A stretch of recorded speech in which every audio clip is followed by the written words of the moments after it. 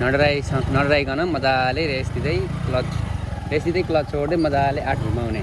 हामीले चाहिँ नि बाइकको ट्रायल दिँदाखेरि चाहिँ 8 चाहिँ नि एकचोटि पुरै घुमाएर अनि हाफ 8 बनाउनु पर्छ। नडराइकन रेस दिँदै क्लच छोड्दै अगाडि हेर्दै पोलहरू हेर्दै लाइन हेर्दै ख्याल गर्ने। त्यसपछि बाहिर निक्लिने। साँगुरो बाटोमा पनि नातिकन नडराइकन ढुक्क भएर रेस दिँदै जाने। त्यसपछि यहाँ झरेपछि साइड लाइट बाल्ने। सिधा बाटोमा भनेपछि ट्याक्क अफ गर्ने, रोकिने। रेड लाइट छ, ग्रिन भएपछि बल्ल हिँड्ने। हाम्रो चाहिँ दुईटै खुट्टो झर्नु भएन है, एउटा खुट्टो मात्रै झार्ने। ग्रिन भयो रेस दिने, क्लच छोड्ने, हिँड्ने। ब्रेकरमा बिस्तारै ब्यालेन्स गरेर ह्यान्डल। गलमा स्टप छुनु पर्यो है।